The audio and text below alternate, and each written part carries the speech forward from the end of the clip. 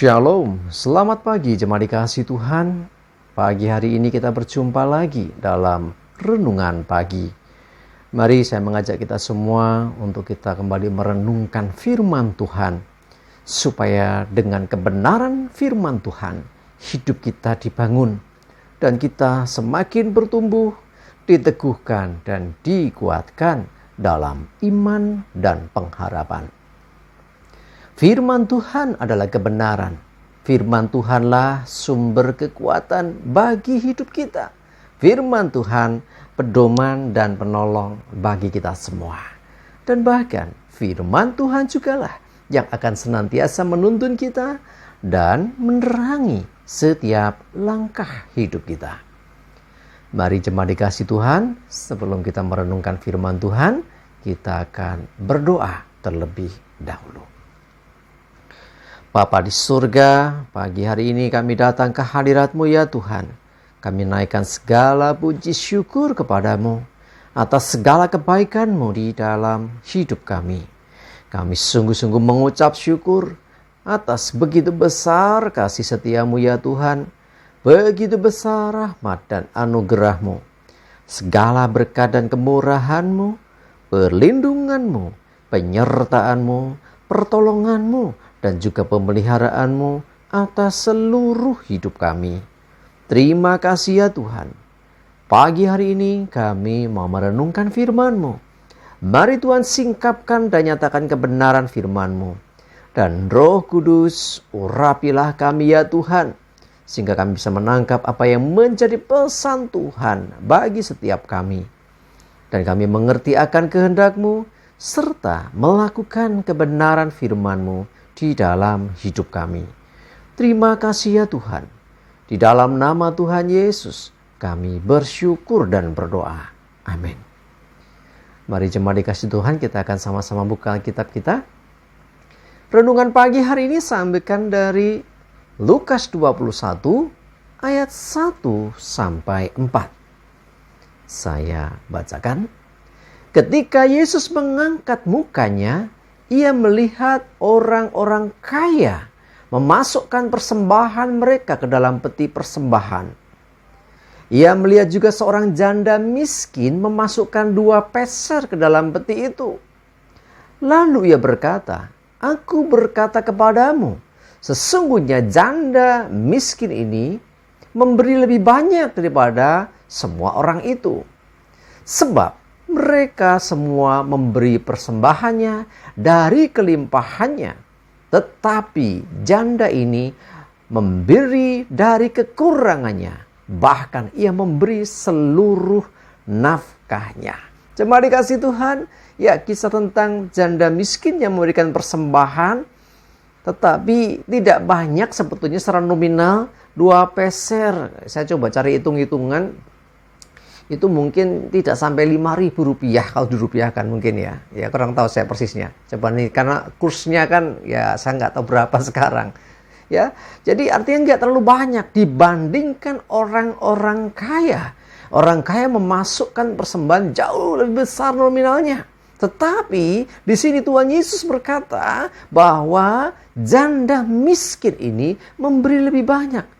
Kok bisa Tuhan Yesus mengatakan lebih banyak? Padahal secara hitung-hitungan tidak. Tapi perhatikan, janda ini memberi dari kekurangannya. Artinya ya dia memang nggak punya lagi apa yang dia punya. Maka dikatakan ia memberi seluruh nafkahnya. Itu yang menjadi bahan atau uang untuk dia makan hari itu. Dia persembahkan. Perlu dikatakan lagi berarti hari itu dia nggak makan. Mungkin puasa ya. Tetapi disinilah yang menjadi istimewa. Kenapa Yesus mengatakan janda ini memberi lebih banyak daripada mereka semua?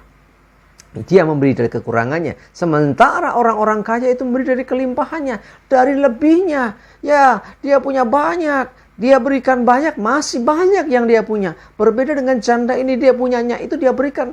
Habis itu dia nggak punya lagi. Dia berikan seluruh nafkahnya. Bayangkan kalau orang kaya itu juga melakukan yang sama. Pasti nominalnya lebih besar daripada yang dia berikan saat itu. Ya, kalau seluruh nafkah dari orang-orang kaya dia diberikan, wah, nggak ngerti saya, mesti banyak sekali. Nah, itulah yang dipandang Tuhan. Jadi bukan nominal sesungguhnya, tetapi bagaimana sesungguhnya hati seseorang itu memberi. Orang kaya memberi, oke, saya beri. Tetapi dia dengan enteng memberi, kenapa? Karena dia masih punya banyak. Sementara perempuan atau janda miskin ini, itulah yang dia punya. Ketika diberikan, dia nggak punya lagi. Nah, itu memberi dengan keberanian, memberi dengan satu cinta yang luar biasa kepada Tuhan. Dia berikan nafkahnya. Jemaat dikasih Tuhan. Ya, mari kita belajar dari hal ini. Bukan berarti terus nanti kalau kita orang diberkati, mungkin ada orang kaya, waktu itu nggak usah ngasih banyak. Bukan nominal sekali lagi. Ya, nah, kalau sampai seperti itu, waduh, kacau nih. Ya, kacaunya kenapa? Ya, memberi dengan dari kelimpahannya saja, Tuhan Yesus mengatakan dia nggak lebih banyak dari perempuan ini kok. Apalagi tidak memberi. Ya, sudah kaya, ya tidak memberi lagi, lebih salah lagi. Ya, artinya ini sekali lagi, apa pelajaran yang kita bisa ambil? Ya, memberilah dengan hati. Bahkan saya selalu mengajarkan kepada jemaat, sebelum memberi persembahan, ya, sebelum datang beribadah, berdoa dulu, Tuhan, aku memberi persembahan dari rumah. Ya, dari rumah berdoa dulu, berapa nominal yang diberikan, doa dengan sungguh-sungguh, supaya persembahan kita berkenan di hadapan Tuhan. Tapi sekali lagi saya tidak mengatakan bahwa persembahan, nominalnya harus besar atau kecil, bukan itu. Tetapi mari belajar untuk kita memberi dengan ketulusan, memberi dengan sukacita, memberi dengan kerelaan hati, dan memberi yang terbaik. Ini yang terpenting. Berilah yang terbaik untuk Tuhan. Janda miskin ini beri yang terbaik karena itu yang dia punya. Dia berikan semuanya, nafkahnya dia berikan. Nah, beri yang terbaik bagi Tuhan. Beri dengan kerelaan hati, ya, beri dengan sukacita, supaya pemberian kita ini berkenan. Dan Tuhan pun memberkati akan hidup kita. Jemaat dikasih Tuhan, dari pelajaran janda miskin ini kita tahu bahwa Tuhan sesungguhnya tidak melihat nominal, tetapi Tuhan melihat hati yang sungguh-sungguh. Ya, tetapi bukan berarti terus udah nominal tak kurangi. Bukan seperti itu juga. Saya tidak mengajarkan itu. Tapi saya mengajarkan, mari belajar dari perempuan ini. Memberi yang terbaik. Memberi dengan kerelaan. Memberi dengan sukacita. Sebagai rasa syukur kita kepada Tuhan. Berikan yang terbaik bagi Tuhan. Supaya hidupmu berkenan di hadapan Tuhan juga. Karena Tuhan sudah memberi yang terbaik bagi hidup kita. Bahkan dia berikan hidupnya. Dan Tuhan pun ingin supaya kita memberikan hidup kita sesungguhnya menjadi persembahan yang hidup. Yang berkenan di hadapan Tuhan. Amin. Kita berdoa. Tuhan, terima kasih, kami bersyukur yang belajar dari seorang janda miskin. Dia memberikan apa yang dia punya, yang terbaik yang dia punya, bahkan nafkah hidupnya dia berikan sebagai ungkapan syukur. Tuhan memberkati, memelihara hidupnya.